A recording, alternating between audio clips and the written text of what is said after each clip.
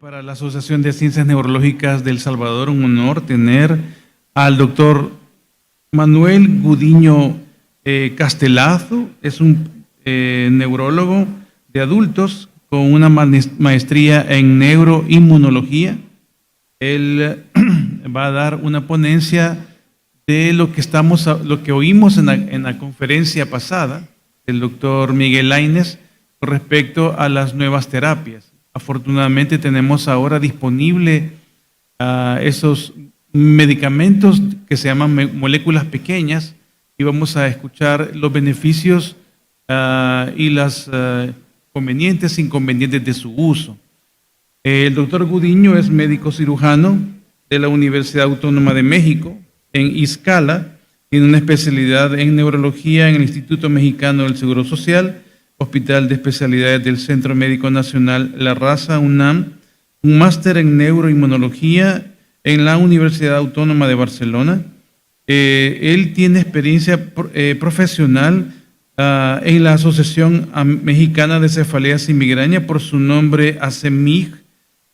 Ha sido tesorero también de la asociación hasta enero de este año. También tiene un título en la Universidad Anáhuac, Querétaro, relacionado con un curso de neurología clínica y vinculado al Centro de Investigación PCR, Estado de México, en marzo hasta la fecha. El doctor también es investigador primario de la Universidad del Centro Eleida del Estado de México y es profesor titular también de la Cátedra de Psicofarmacología y, en la maestría de Psicoterapia y Psicoanalítica del Star Medical Loma Verde del Estado de México. También es un médico que tiene práctica de consulta diaria, no solamente se dedica a investigación, sino que también tiene práctica de consulta diaria, que es muy importante para nosotros, hospitalización también. Y trabaja en el Hospital Regional de México hasta febrero del 2019, dando consulta. Para mí es un honor tenerle aquí. Pase adelante, doctor, si es tan amable. Gracias, doctor. El sufrimiento oculto. Muy buenas tardes a todos. Dado que está bastante amplio el auditorio, me voy a parar acá para tratar de estar en medio de ustedes. Están pasando un video, creo que es de parte de... Eso es. Bueno, les decía, es un gusto para mí y un honor estar con todos ustedes el día de hoy, de verdad. Muchas gracias por recibirme acá en su país. Y ahora yo les voy a hablar acerca de nuevas opciones en el manejo de la migraña, específicamente de Rimegepant o Nurtec. Y para hacerlo, a lo largo de la charla les voy a hablar acerca de la fisiopatología de la migraña. Lo voy a hacer de manera breve y haciendo especial ahínco en la fase de dolor nada más, para entender el cómo es que se empezaron a desarrollar estos medicamentos y cuál es su mecanismo de acción. Posteriormente vamos a hablar acerca del tratamiento de la migraña como tal, y luego vamos a revisar los ensayos pivotales que hicieron que Rimegepant sea hoy por hoy el único medicamento que tiene la aprobación para el tratamiento agudo y preventivo de la migraña. Y para que la charla no sea aburrida, también les voy a compartir un par de casos clínicos reales. Este es un pequeño disclaimer, mis conflictos de interés, y vamos a empezar, si les parece bien, por el caso clínico. Se los voy a leer de manera textual. Es un paciente femenino de 34 años de edad, es licenciada en Derecho y se dedica a litigar. Dentro de sus antecedentes heredofamiliares tiene diabetes por rama paterna e hipertensión y CEA de páncreas por rama materna. Dentro de sus personales patológicos tiene una colecistectomía y la paciente sufre de cefalea desde los 18 años de edad. Ella acudió a la consulta porque desde hace 3 años previos a la consulta había aumentado la frecuencia de sus dolores de cabeza y actualmente tiene 1 o 2 cefaleas incapacitantes a la semana. ¿Cuáles son las características de su dolor de cabeza? Principalmente es semicraneana del lado derecho, pero este es alternante, a veces lo puede tener del lado izquierdo o en ocasiones de toda la cabeza. Es punzante, tiene una intensidad de 8 de 10 en una escala visual análoga del dolor y de manera general dura alrededor de 24 horas. Se le acompaña con fonofobia, osmofobia y también náusea. Y la paciente ha detectado como precipitantes el estrés, desvelo y alcohol. Además, el dolor, cuando ya lo tiene, aumenta con la actividad física y la paciente quisiera irse a recostar, a dormir, estar en un cuarto tranquilito cuando presente el dolor. Un dato bien importante es que este es el mismo dolor en características desde los 18 años y ella ocupa el etriptán como abortivo. Sin embargo, la respuesta que ha tenido es inconsistente, a decir de la paciente. Dice que cuando le quita el dolor tarda mucho tiempo y si se lo quita se siente como drogada, es lo que dice la paciente, lo que no le permite regresar a hacer su vida de manera normal. Otro dato también importante es que nunca ha utilizado un tratamiento preventivo. En su exploración física general realmente no hay nada que destacar, es normotensa e inclusive también tiene un índice de masa corporal normal. Dentro de la exploración física neurológica, también como es de esperarse, no hay absolutamente nada que destacar y se le realizó a la paciente un HIT-6, que ustedes han de recordar es un test de 6 preguntas que me permite saber qué tan incapacitantes son los dolores de cabeza en una persona que los sufre. Arriba de 60 puntos es la máxima incapacidad que puede llegar a generar un dolor. La paciente tenía 68 puntos. Y yo les pregunto ahorita a ustedes, con esta información que les doy, ¿qué diagnóstico le darían a su paciente? ¿Es una cefalea tensional? Quizás estamos ante una cefalea secundaria y hay que buscarle alguna etiología. ¿Es una migraña sin aura? ¿O bien es una cefalea en racimos?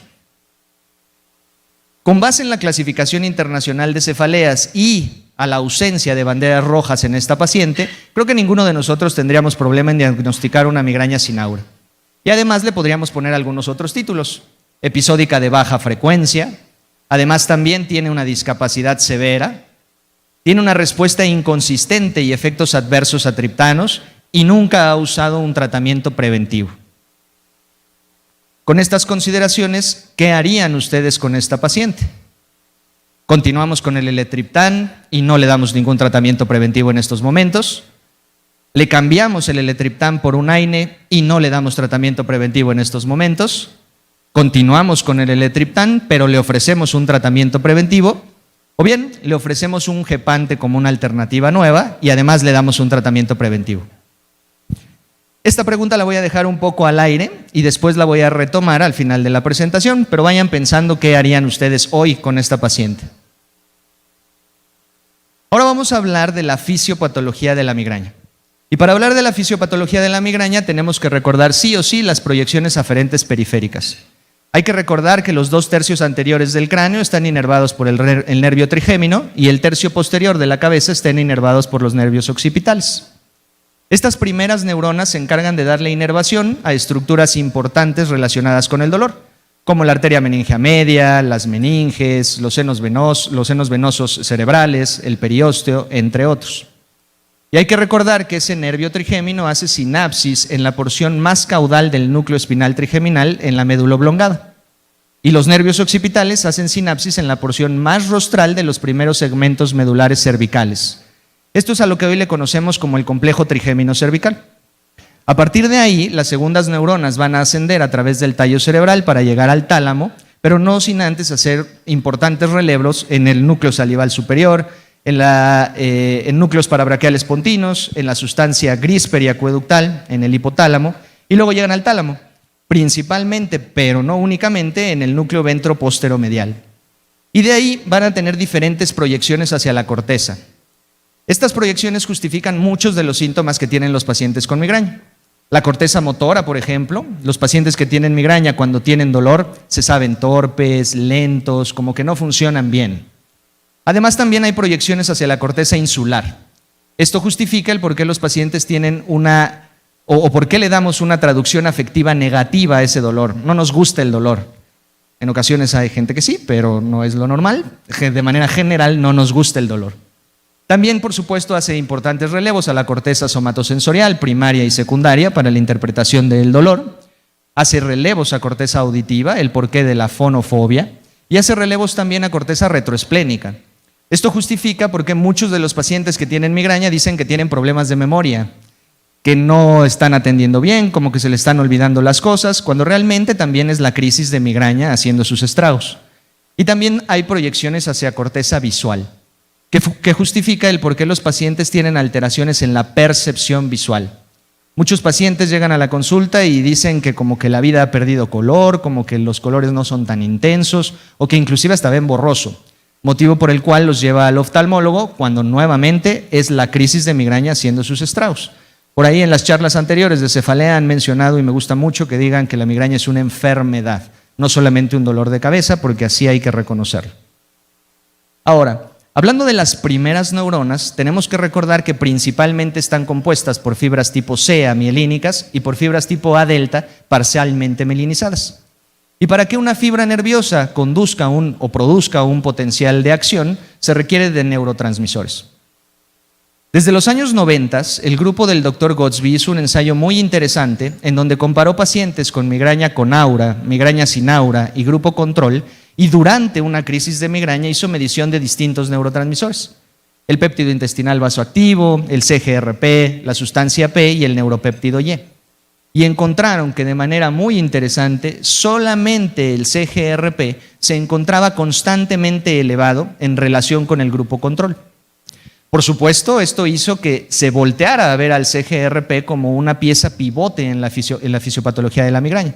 Y mejor aún, también como un objetivo terapéutico. Hoy sabemos que el CGRP se encuentra elevado en una crisis de migraña. También sabemos que en un individuo genéticamente predispuesto a tener migraña, si lo inyectamos, podemos reproducir un ataque migrañoso. Y bien interesante, solamente podemos reproducir cefaleas, no algún otro dolor somático. Importante también, cuando nosotros bloqueamos a este péptido o bien a su receptor, podemos inhibir una crisis de migraña o bien podemos prevenir una crisis de migraña. Y esto tampoco es algo nuevo. Desde inicios de los años 2000 ya se empezaba a trabajar con los primeros gepantes. A pesar de que ahorita estamos escuchando mucho al CGRP y creemos que es algo nuevo, realmente no lo es. Desde 1982, es decir, hace más de 30 años es que se descubrió este péptido. Hoy sabemos que es un péptido de 37 aminoácidos que se codifica en el gen de la calcitonina, en el cromosoma 11, y que tiene dos principales isoformas: la isoforma alfa y la isoforma beta. Esta última no conocemos bien a bien su función, pero sabemos que está ampliamente distribuido en el lecho esplácnico, y de la isoforma alfa sí sabemos mucho más. Sabemos que está ampliamente distribuido en el sistema nervioso periférico y también en el sistema nervioso central. Y sus principales acciones biológicas son la vasodilatación y la función nociceptiva. Para que el CGRP pueda ejercer su acción biológica, repito, vasodilatación y función nociceptiva, por supuesto que requiere de un receptor.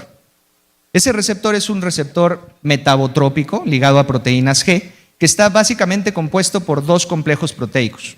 Uno de 7 subunidades transmembrana, que es el receptor semejante a la calcitonina, y otro compuesto por una única subunidad transmembrana, el RAMP1, o la proteína modificadora de actividad del receptor. El CGRP se va a unir justamente en la unión de esos dos complejos proteicos para ejercer su acción biológica. Repito, vasodilatación y función nociceptiva. Con base en todos estos conocimientos es que hoy tenemos medicamentos que se han desarrollado específicamente para el tratamiento de la migraña. Y este es el caso de los gepantes, que son moléculas pequeñas antagonistas del receptor del CGRP. Y en la actualidad hay 4 aprobados a nivel internacional, de los cuales tengo entendido que aquí solamente tenemos rimegepant. Aquí en El Salvador solamente hay rimegepant, que vuelvo a mencionar, es el único de todos estos gepantes que tiene una indicación aprobada para el tratamiento abortivo y para el tratamiento preventivo de la migraña. Atogepant solamente tiene una aprobación para el tratamiento preventivo de la migraña, ubrogepant solamente la tiene para el manejo abortivo de la migraña y sabegepant también solamente para el tratamiento abortivo de la migraña. La diferencia entre sabegepant y los otros 3 es que sabegepant es el único por administración intranasal, inhalado, y los otros 3 son de administración oral. Su mecanismo de acción es hacer antagonismo sobre el receptor del CGRP para impedir que este ligando se una al receptor y por lo tanto ejerza su acción biológica. Otra vez, vasodilatación y función nociceptiva. Ahora vamos a entrar en el tratamiento de la migraña. Y hay que recordar que a grandes rasgos, muy grandes rasgos, existen 2 tipos de tratamiento. Un tratamiento agudo o abortivo, que que es el que utilizamos en el momento en que el paciente tiene la crisis de dolor para terminar esa crisis de dolor. Y un tratamiento profiláctico o preventivo, que son medicamentos que utilizamos para disminuir poco a poco la frecuencia y la intensidad de los dolores de cabeza. Es bien importante recordar que estos dos tratamientos no son excluyentes el uno del otro. Es decir, no porque dé un tratamiento preventivo no voy a dar un tratamiento abortivo, o al revés. No porque ya esté dando un tratamiento abortivo no voy a dar un tratamiento preventivo. De hecho, en la mayoría de las ocasiones tenemos que combinar los dos para que nuestro paciente mejore. Vamos a empezar hablando del tratamiento preventivo. ¿Por qué debería de ofrecer yo un tratamiento preventivo a mis pacientes? Primero, va a disminuir las consultas al consultorio por migraña en el 50%. Y para aquellos que trabajan en institución, pues es una joya. La mitad de su consulta se rasura y trabajamos un poco menos. Y para aquellos que trabajamos en sector privado también, pues se va a correr la voz de que estamos haciendo las cosas bien y nos van a llegar más pacientes. Disminuye también las visitas a urgencias relacionadas con esta enfermedad, lo cual se traduce en disminución de costos para la institución y, más importante, en disminución de costos para el paciente. Disminuye también el uso de tomografía y resonancia magnética en un 75 y un 88% respectivamente. También, repito, se traduce en costos o menores costos para el paciente, lo cual es sumamente importante. Disminuye el uso de medicamentos abortivos, que si pienso en AINES, por ejemplo, el que mi paciente abuse de estos medicamentos, además de que le pueda provocar una cefalea por sobreuso de medicamentos, puede correr el riesgo de tener una úlcera péptica, sangrado y llevarlo al hospital por otro motivo. Mejora la calidad de vida de los pacientes con migraña, por supuesto, y también va a mejorar la respuesta al uso de los medicamentos abortivos. ¿Cuántas veces no hemos tenido un paciente en la consulta que llega por cefalea y nos dice, doctor, es que yo tomaba paracetamol y me funcionaba el puro llavazo, pero ahora ya no me funciona el paracetamol, ya lo cambié por ibuprofeno, el ketorolaco sublingual, que en México la gente cree que es la panacea, o por lo menos los pacientes. Ya ketorolaco sublingual y no me funciona, ya estoy tomando hasta tramadol y nada me quita el dolor. Cuando nosotros introducimos un tratamiento preventivo, en el caso de las cefaleas, los tratamientos abortivos vuelven a tener una buena respuesta. Ese paciente, el paracetamol le va a volver a ayudar como en un inicio. ¿Y qué oportunidad tengo yo de dar un tratamiento preventivo en estos pacientes? De todo el universo de pacientes con migraña, alrededor del 40% de ellos se podría haber beneficiado por un tratamiento preventivo. ¿Pero qué creen? Solamente se lo estamos ofreciendo a menos del 15%. Y quizás esta gráfica representa mejor aún qué oportunidad tenemos de ofrecer tratamientos de esta clase.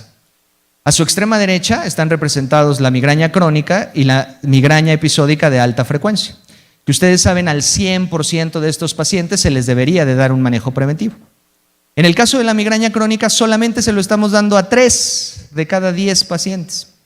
Y en el caso de la migraña episódica de alta frecuencia solamente se lo estamos ofreciendo a 2 de cada 10. Es decir, que la oportunidad de dar este manejo es bastante amplia. Hay muchos pacientes que lo necesitan y que no se lo estamos dando. ¿Y qué teníamos hasta hace unos años? Los tratamientos que vamos a denominar convencionales o tradicionales. Por lo mismo voy a quitar de esa gráfica a los anticuerpos monoclonales. Y lo que estamos usando de manera general son antidepresivos, antiepilépticos, antihipertensivos, beta bloqueadores y en el caso de la migraña crónica, toxina o botulínica. Sin embargo, todos estos tratamientos tienen bemoles. Uno de ellos, y bien importante, es que no son específicos. Ninguno de ellos se desarrolló específicamente para el tratamiento de la migraña. Por serendipia sabemos que funcionan, pero no se hicieron como tal para eso. Y a veces cuesta un poquito de trabajo en la consulta explicarle a un paciente con migraña que le vas a dar un antidepresivo. ¿Pero por qué, doctor, si no tengo depresión? O le vas a dar un antihipertensivo. Doctor, pero ya me checó la presión y me dice que está bien. Un antihipertensivo, ¿cómo por qué? No hace clic. Otro de los problemas es la poca adherencia que tienen los pacientes a este manejo. A lo largo de un año, el 80% de los pacientes que inician un tratamiento preventivo convencional lo abandona. Esto en una enfermedad crónica como es la migraña, pues no es algo que queremos. Queremos que el paciente se apegue a su tratamiento y que lo esté tomando de manera continua. Otro punto importante son los efectos adversos. Dependiendo del que escojamos, tienen efectos adversos. Pienso en topiramato, deterioro cognitivo, parestesias, glaucoma, litiasis renal. Pienso en amitriptilina, aumento de peso, estreñimiento, boca seca, somnolencia, qué sé yo. El que ustedes gusten y manden tiene un perfil de efectos adversos. La toxina onabotulínica requiere de expertise del médico para saber en dónde se tiene que aplicar y a qué dosis, y además son 39 piquetes alrededor de la cabeza y cuello. No todos los pacientes les parece atractiva esta opción. Y además que solo está indicada en el tratamiento de la migraña crónica. Tenemos que cuidar las interacciones medicamentosas cuando ofrecemos un tratamiento convencional. Y otra cosa bien importante es que de manera clásica elegíamos el medicamento en base a las comorbilidades de nuestro paciente. Es decir, si llegaba un paciente obeso y con asma, pues bueno, los beta bloqueadores ya quedaron fuera. Si llegaba un paciente bajo de peso, con depresión y algún deterioro cognitivo, pues el topiramato ya quedaba fuera de la opción. Eso quiere decir que elegíamos el tratamiento en base a lo que teníamos, cuando idealmente se debe de elegir en base a la calidad de la evidencia, o así debemos de dar un tratamiento. Mientras más evidencia tiene, lo ofrezco. Hablando de la poca adherencia o del por qué los pacientes abandonan el tratamiento, el 60% de ellos lo hace por efectos adversos y el 20% más lo hace porque no les funciona el medicamento. Eso quiere decir que nos faltan medicamentos que sean tolerables, bien importante, y además que sean eficaces. Y otro punto también bien importante es que no hay que esperarnos a que mi paciente tenga frecuencias de dolor de cabeza altas para iniciarle un tratamiento preventivo. Ya lo decían en las charlas anteriores, desde que mi paciente tenga 3 dolores de cabeza migrañosos al mes con una incapacidad severa medida por un HIT-6, es un paciente al cual le debo de dar un tratamiento preventivo. No se esperen. Hablando de los medicamentos nuevos, cuando aparece un medicamento nuevo, por supuesto que aparecen las guías que nos sugieren cómo deberíamos de utilizarlo. Y en el 2021 la Sociedad Americana de Cefaleas nos decía: si ya tienes diagnóstico de migraña episódica de baja frecuencia con una incapacidad moderada, primero tu paciente debe de fallar a 2 o más tratamientos convencionales para que tú le puedas ofrecer un tratamiento nuevo específico. O en el caso de las migrañas episódicas de alta frecuencia, no importa la discapacidad, pero también debe de fallar primero a 2 tratamientos tradicionales antes de que tú le puedas ofrecer un tratamiento nuevo. Y esto por supuesto que, esto se veía más o menos así. Yo hago diagnóstico de migraña episódica de baja frecuencia con una incapacidad moderada y elijo topiramato. Se lo doy a dosis usuales por 2 meses o a dosis óptimas por 2 meses, resulta que falla. ¿Qué me dicen las guías? Pues elige otro. Elijo amitriptilina, se lo doy a dosis óptimas por 2 meses, resulta que falla. Entonces sí, ya le puedes ofrecer un tratamiento nuevo hecho específicamente para la migraña. O del otro lado del algoritmo, tienes una migraña episódica de alta frecuencia, le ofrecí propanolol a dosis óptimas, no falló, por 2 meses, elige otra. Elijo venlafaxina, no le cayó bien al paciente, entonces ya puedo elegir un tratamiento nuevo específico. Esto generó la falsa idea de que las nuevas terapias estaban hechas únicamente para pacientes resistentes o refractarios al tratamiento, cuando los ensayos pivotales de todos estos nuevos medicamentos tenían pacientes naïf o que nunca habían usado un tratamiento preventivo. Y además han demostrado ser seguros, tolerables y eficaces. Es decir, no había un motivo para que tuviéramos que fallar a los demás. Por lo mismo, este año, en febrero, la Sociedad Americana de Cefaleas publica que los nuevos medicamentos hechos específicamente para el tratamiento de la migraña, incluidos los gepantes e incluido rimegepant, son tratamientos de primera línea para el manejo preventivo de la migraña. Eso quiere decir que nuestro algoritmo diagnóstico y terapéutico se vería más o menos así. Hago diagnóstico de migraña, episódica de alta o baja frecuencia, y ya puedo elegir dar un tratamiento específico, como los gepantes. Y la joya de esto es que como todos están en una misma línea, todos son primera línea, no hay un tratamiento escalonado, si por algo los gepantes fallan, puedo irme a algún otro, a amitriptilina. O de la amitriptilina volar a un monoclonal, es decir, en base a las características de mi paciente, yo puedo elegir cualquiera. Hablando del otro lado de la moneda, el manejo abortivo. ¿Cuáles son las metas que los medicamentos abortivos deberían de tener en nuestros pacientes? Quitar el dolor, no nada más disminuirlo, quitar el dolor y además los síntomas no dolorosos de la migraña. Y lo deberían de hacer de manera rápida, consistente, es decir, siempre que el paciente lo tome debería de funcionar y sin recurrencia. ¿Cuántas veces toma el paciente el medicamento y a las 24 horas otra vez ya tiene el dolor de cabeza? El medicamento ideal no debería de tener eso. Además, debe de volver al paciente a su funcionabilidad habitual, debe de regresar a hacer lo que estaba haciendo sin ningún problema, debe de tener mínimos o nulos efectos adversos, debe de tener una mínima necesidad de dosis repetidas y, por supuesto, ser costo efectivos. La mala noticia es que hoy por hoy no tenemos el medicamento que cumpla todo este perfil, pero nos estamos acercando mucho. Hablando de necesidades no cubiertas, el 95% de los pacientes tienen al menos una necesidad no cubierta de las que les acabo de mencionar. Y el 75% de ellos tienen una necesidad no cubierta en relación con respuesta insuficiente al tratamiento. Más aún, prácticamente el 100% de los pacientes ha tomado a lo largo de su vida algún tratamiento preventivo, de los cuales solamente un tercio ha tomado triptanos, que hoy consideramos el gold estándar para el tratamiento abortivo de la migraña. Y de estos, solamente un cuarto de ellos continúa tomando su triptano a lo largo de un año, ya sea porque no se lo estamos ofreciendo, porque tiene efectos adversos o por cualquier otra cosa. Pero solamente el 22% de ellos está tomando su tratamiento específico. ¿Cuándo debemos nosotros indicar un tratamiento abortivo? Siempre que nosotros hagamos diagnóstico de migraña, se debe de dar un tratamiento abortivo a los pacientes. Y de tratamientos abortivos tenemos muchos, tratamientos específicos y tratamientos no específicos. Dentro de los tratamientos específicos, por supuesto, están los triptanes, mencionan los derivados de la ergotamina, y aquí me encanta hacer un paréntesis, porque los derivados de la ergotamina y la ergotamina per se es lo menos específico que existe. Son agonistas dopaminérgicos, serotoninérgicos, noradrenérgicos, y eso los hace poco específicos y además con un perfil de tolerabilidad no siempre bueno. Tienen efectos adversos. Y otro punto importante es que los únicos derivados de la ergotamina que tienen un nivel de evidencia A para el tratamiento de la migraña son inhalados. En México no los tenemos y me hicieron saber que aquí tampoco los hay. Entonces, pues parece no ser la mejor opción, a pesar de que son los que más se venden o los que más se prescriben. También están los gepantes, por supuesto. En este rubro está rimegepant, está ubrogepant y sabegepant, y los ditanes, cuyo único representante es la lasmiditan. Y de aquellos tratamientos no específicos, pues están los SAINs. Es decir, tengo una amplia cartera de medicamentos abortivos para elegir. Y con esta amplia cartera, entonces, ¿cómo sé cuál elegir? Hay 3 estrategias principales que podemos usar para dar un tratamiento abortivo. La estrategia estratificada, la estrategia paso a paso intraataque y la estrategia paso a paso interataque. La estrategia paso a paso intraataque consiste en que yo o mi paciente tiene ahorita un dolor de cabeza migrañoso, le ofrezco paracetamol. A las 2 horas no se le quitó, le ofrezco ibuprofeno.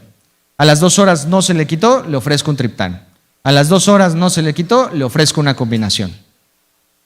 La estrategia paso a paso interataque consiste en que hoy mi paciente tiene un ataque de migraña, le ofrezco paracetamol, no se le quitó, ni modo. Al próximo ataque le ofrezco un triptano, no se le quitó, ni modo. Al próximo ataque le ofrezco la combinación. Y la estrategia estratificada consiste en educar a mi paciente a saber qué medicamento va a usar en qué ataque. Todos los pacientes que tienen migraña saben desde el segundo 1 qué dolor va a ser migrañoso y qué dolor no. En base a esto, nosotros los educamos a decirles, en aquel dolor que va a ser moderado o severo, el que tú llamas migraña, vas a utilizar un triptán o la combinación. Y en aquellos dolores leves, pues vas a usar un AINE. Esto, por supuesto, que nos quita algo de tiempo en la consulta, y para aquellos que trabajamos en institución, pues también se vuelve algo complejo. Pero la medicina basada en evidencia nos dice que esta última estrategia, la estrategia estratificada, es la mejor. Educar al paciente y decirle en qué medicamento va a tomar, en qué ataque, es lo mejor. E idealmente se debe de tomar al inicio del ataque, en cuanto empiece. Nuevamente, cuando aparecen nuevas terapias, aparecen las guías que nos sugieren cuándo utilizarlos. Y en el caso de los medicamentos abortivos, la Sociedad Americana de Cefaleas nos dice que podemos utilizar un medicamento nuevo, gepantes, cuando tengamos alguna contraindicación o que el paciente no tolere triptanes, o bien que haya fallado a 2 o más triptanes. Vamos a evaluar estas características un poquito más a fondo. Los triptanes tienen efectos adversos frecuentes. A veces algunos pacientes pueden decir que sienten opresión en el pecho, parestesias o sensación de opresión en la mandíbula, entre algunos otros, o como la paciente que se sientan drogados después de tomarlos. Tienen contraindicaciones, que bien decía el doctor Lainez, que a lo largo de los años han demostrado ser muy seguros, pero la contraindicación a la fecha sigue: la cardiopatía isquémica, la hipertensión arterial descontrolada y por supuesto también la insuficiencia renal o hepática severa. Y por el otro lado, ¿cómo defino yo si mi paciente respondió o no a un triptán? Primero tengo que definir qué es un tratamiento efectivo. Por lo menos, de a jodido dirían por ahí, si no le quita el dolor, que se lo disminuya. De severo a moderado o de moderado a leve. Por supuesto que los síntomas no dolorosos también deben de ser mínimos o los debe de quitar. Debe de tener efectos adversos mínimos. ¿Y qué estrategia llevamos? A nuestro paciente con migraña le vamos a ofrecer un mismo triptán durante 4 ataques de migraña. Si en 2 de esos 4 ataques no cumple con estas características, entonces podemos considerar que ese triptán no le está funcionando a esa paciente. Cambiamos de triptán. Hacemos lo mismo. 4 ataques, le ofrecemos ese triptán y si en 2 falló, consideramos que no tiene una respuesta a ese triptán. Es aquí cuando, de acuerdo a las guías, podríamos usar un tratamiento nuevo. Sin embargo, ya tenemos estudios que nos dicen qué pasa cuando yo doy rimegepant en varios subgrupos de pacientes. En pacientes que han fallado a un triptán, en pacientes que han fallado a 2 o más triptanes, pacientes que nunca han tomado triptanes y pacientes que actualmente están tomando triptanes. Y lo que se ha visto es que no cambia en absolutamente nada. Es la misma tasa de respuesta en cualquier subpoblación si yo le doy el rimegepant. Eso quiere decir que quizás no haya necesidad de esperarse a que mi paciente falle a 2 o más triptanos o tenga contraindicación para poder ofrecer un gepant. Volviendo al caso clínico, les platico. Esta paciente llegó porque ya estaba tomando rimegepant. Obviamente no falta la amiga que también tiene migraña y que le dijo: tómate este medicamento, a mí me funcionó, tómalo. Y la paciente llegó ya tomando rimegepant, pero la paciente dijo que había leído y que sabía que rimegepant se podía usar para más y acudió a la consulta para saber cómo también lo podía utilizar. Primero que nada, hablando de sus ataques, dicho por la paciente, me decía: es una diferencia enorme en comparación con el triptán que utilizaba ella. Me quita el dolor en 1 hora 20 más o menos, y lo que me gustó es que no estoy drogada como con el triptán. Palabras de la paciente. También le quitaba sus síntomas no dolorosos de la migraña. Recuerden que tenía fonofonofobia, osmofobia y además náusea. Con el rimegepant también se los quitaba. Y me decía: sé que se puede utilizar para algo más. ¿Cómo le podemos hacer? En este caso, dado que la paciente ya tenía 1 o 2 cefaleas incapacitantes a la semana, lo cual se convierte en 8 en el peor de los casos, pues la paciente tenía una indicación para dar un tratamiento preventivo, por lo cual se le prescribió rimegepant como tratamiento preventivo también, que en este caso se utiliza en días alternos, un día sí y un día no, un día sí y un día no.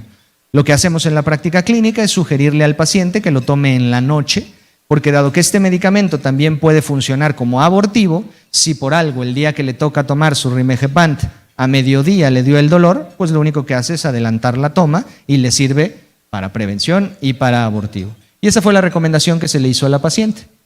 Además, por si acaso no funcionaba el medicamento, se le indicó que tomara ibuprofeno y metoclopramida como rescate. ¿Por qué? ¿Por qué no repetir la dosis de rimegepant? No porque haga daño, sino porque no ha demostrado ser más efectivo que tomar una. Por lo cual la indicación hoy por hoy es no tomar más de una tableta en 24 horas. Y se le dijo también que hiciera un calendario de sus cefaleas. Este calendario es imprescindible para que nosotros podamos diagnosticar y también dar el seguimiento de lo que estamos haciendo está bien con nuestros pacientes. Muy bien. Ahora voy a hablar de manera muy breve porque la estadística siempre nos aburre a todos, pero es importante para demostrar que el medicamento funciona. Recordarles que rimegepant es un gepante, una molécula pequeña antagonista del receptor del CGRP, que es oral, que tiene un metabolismo hepático a través del citocromo 3A4 y su eliminación principal es fecal. La administración del medicamento, repito, es oral y en el caso de Nurtec o las presentaciones que tenemos en todo el mundo son tabletas orodispersables. Les voy a mencionar de manera breve los ensayos pivotales, tanto el agudo como el preventivo, que hicieron que rimegepant estuviera aprobado hoy para estas dos indicaciones, abortivo y preventivo. El primero, en caso del tratamiento agudo, es un estudio aleatorizado, doble ciego, multicéntrico y comparado con placebo, que utilizó pacientes mayores de 18 años, casi 1.500 de ellos, que tenían de 2 a 8 ataques de migraña al mes.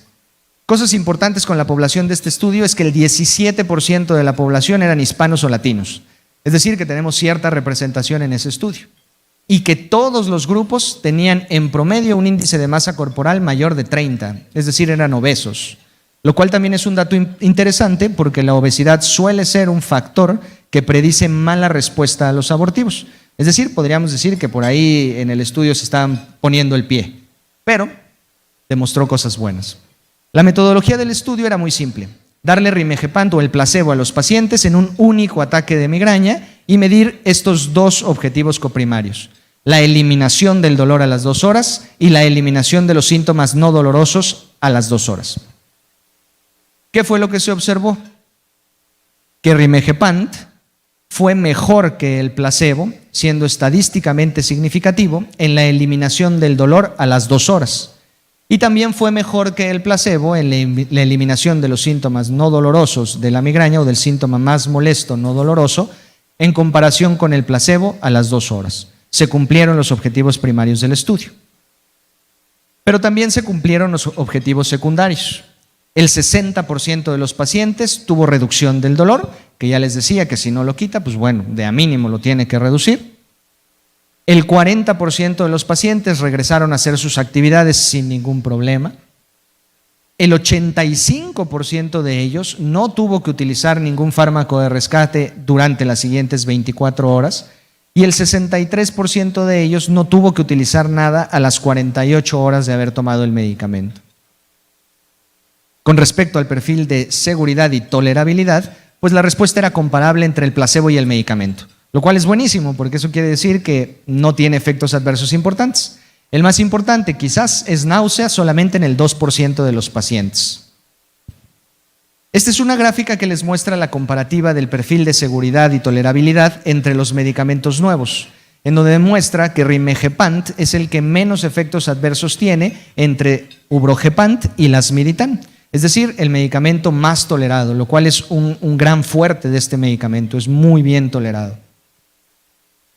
Del otro lado de la moneda, el tratamiento preventivo o el ensayo del tratamiento preventivo era igual, aleatorizado, multicéntrico, doble ciego, comparado con placebo, con casi 800 pacientes mayores de 18 años. Igualmente aquí la población hispana era más del 28%, también estamos representados. Y eran pacientes que tenían dolores entre 4 a 18 migrañas al mes. Es decir, que también había pacientes con migraña crónica. Poco más del 20% de ellos tenían migraña crónica. Y la metodología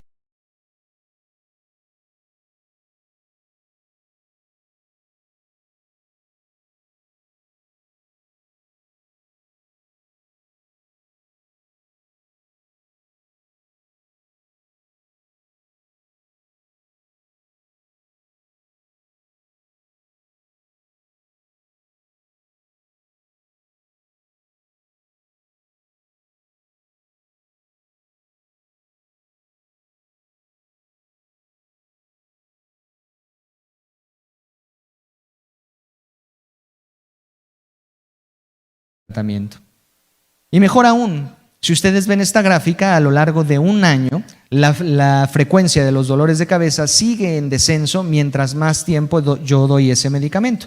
Eso quiere decir que sigue funcionando y también ha demostrado ser tolerado y seguro.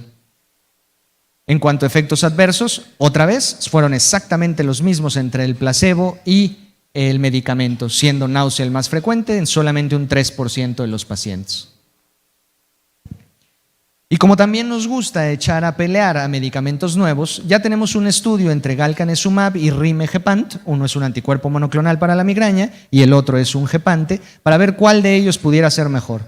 Y la realidad mostró que no hay uno mejor que otro. Galcanezumab no es más efectivo que rimegepant y también al revés en la prevención del dolor de cabeza.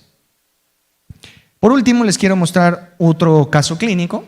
Ahora este es un hombre de 33 años, es licenciado en administrador, consultor, diabetes por rama materna y CA de mama también. Él tiene cirugía de manguito rotador, antecedente de cefalea desde los 17 años también, y el resto no importantes. Él fue a la consulta porque desde solamente un mes tuvo aumento en la frecuencia de sus cefaleas. Él decía que previamente era esporádica, me daba una de vez en cuando. Y desde hace 2 semanas tiene dolor de cabeza 3 veces por semana. Las características de su cefalea: toda la cabeza, sin embargo también a veces se podía inclinar hacia un lado o hacia otro. Es pulsátil, 7 de 10 en una escala visual análoga del dolor. También le dura alrededor de 24 horas. Tiene náuseas sin llegar al vómito y mareo en ocasiones. Sus precipitantes eran el estrés y el vino. Esa fue una de las quejas del paciente porque le gustaba mucho el vino y cómo ahora no voy a poder tomar vino. Y aumenta también con la actividad física cuando tiene dolor de cabeza. Hace un mes lo ascendieron en el trabajo y él asocia esa promoción a haber tenido un aumento en la frecuencia de sus dolores. Otra vez, bien importante, es el mismo dolor en características desde los 17 años. El paciente usaba de manera indistinta tanto sumatriptán como ibuprofeno. Dice que a veces le funciona, a veces no. Si se lo toma más tarde, le funciona poquito. Y también nunca ha tomado un tratamiento preventivo. En la exploración física general, nada importante. En la exploración física neurológica, tampoco nada que destacar. Y él con un HIT 6 de 61 puntos. Es decir, solamente un mes lleva con aumento de la frecuencia, pero sus dolores de cabeza también son sumamente discapacitantes. Otra vez les pregunto, ¿el diagnóstico del paciente? Creo que ninguno tenemos problema. Otra vez es una migraña sin aura, episódica de alta frecuencia, y quizás aquí podríamos debatir un poco, dado que solo lleva un mes, pero si no hacemos algo ahorita, muy seguramente eso se va a perpetuar, con discapacidad severa en base a su HIT 6, y no se le ha dado nunca ningún preventivo. ¿Qué haríamos con él? Continuamos con el sumatriptán, no le damos preventivo, le cambiamos a otro triptano, no le damos preventivo, le ofrecemos un gepante como preventivo y como abortivo, o bien le ofrecemos sumatriptán como abortivo y algún otro antiepiléptico como preventivo. Bien, podrían ser C y D, buenas opciones, no diría que no, pero en este caso yo le ofrecí el gepante. Y lo que vimos fue, se le ofrecí el gepante tanto preventivo en días alternos, en caso de dolor de cabeza, por supuesto también. Y una cosa bien importante cuando damos esto es que, como se da en días alternos, si el paciente en el día que no toma el medicamento tiene un dolor de cabeza, puede tomar una dosis extra de rimegepant. Eso es importante mencionarlo. Si por algo el gepante no le funcionaba, se le dijo que tomara sumatriptán y que hiciera un calendario de sus dolores de cabeza. Este paciente más o menos se ve así a lo largo de 3 meses que lo vimos, o los últimos 3 meses que lo vimos. En diciembre que lo vi, pues tenía 12 días de cefalea al mes. Para enero solamente tuvo 2 y para febrero no tuvo ninguno. Una cosa bien importante, el que en febrero no haya tenido ninguno no quiere decir que lo curamos de la migraña.